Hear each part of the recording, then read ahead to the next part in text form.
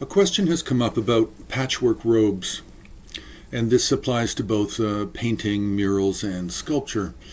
Now, patchwork robes are a topic that belongs originally to the monastic figures.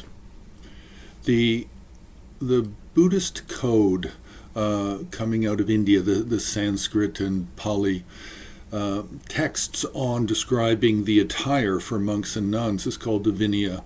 And in this large text, and many subsequent texts, they describe how monks and nuns should prepare their garments for leading a mendicant and solitary life.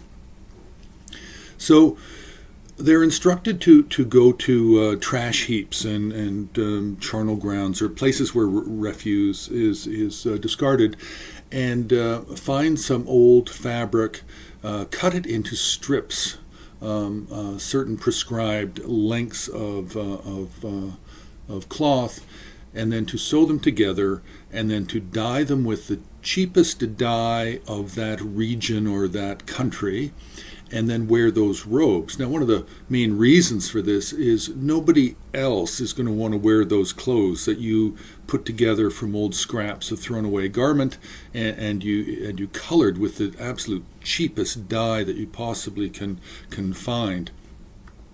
So how is this represented in art? Well, it's best seen with painting, because we have a lot of examples of Shakyamuni Buddha, who is a monastic, and we have lots of examples of Indian scholars and then Tibetan teachers who are monks.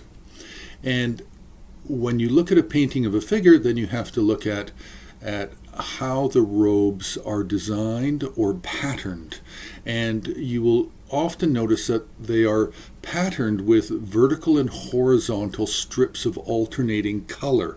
These are the patches. These are the patchwork lengths that are designating this figure as being a monk in art. In real life, of course, the monks do not have different colored patches. Generally, Sri Lanka, South Asia, Himalayas, or China, in Mongolia, it's generally all a solid color.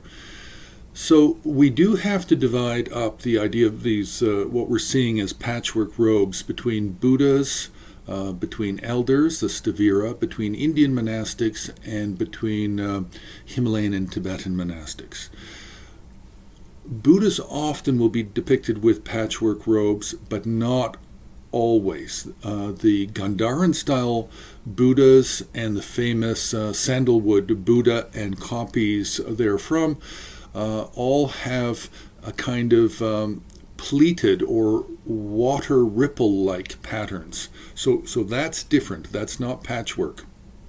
And we do see this in art. We see it especially with Gandharan Buddhas, with Pala Buddhas, Swat Valley, Kashmir, and then with all of the copies of the sandalwood Buddha. So not all Buddhists have patchwork robes in art. It depends on the time period, and it depends on the region and the style of art. Then we have the elders, the Stavira, the also called Arhats or Lohan. And in the Tibetan Himalayan system, the elders are generally depicted, or were depicted up until the very recent centuries, 18th, 19th, 20th centuries. They were always depicted, or almost always depicted, in a Chinese style. With the Chinese style of patchwork robes, then you actually have different colors.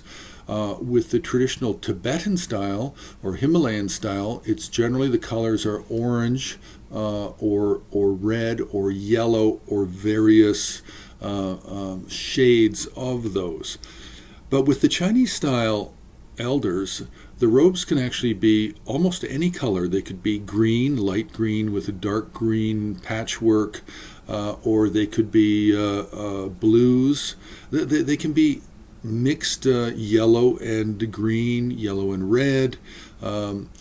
It can vary tremendously. So we have to be careful with remembering just to divide the patchwork robes between the different types of figures and style of art, and also somewhat to time period, because the Gandharan, of course, is very early, the first millennium. Swat is middle first millennium. Kashmir is end of first millennium. And into the 11th, 12th, 13th century. So we have different periods with different styles. But I'm going to leave it here for now, and we will pick this up again, because we really do need to look at how the Himalayan and Tibetan monastics are depicted in art, as well as what are the real confusions. What about the deities that wear monastic patchwork robes?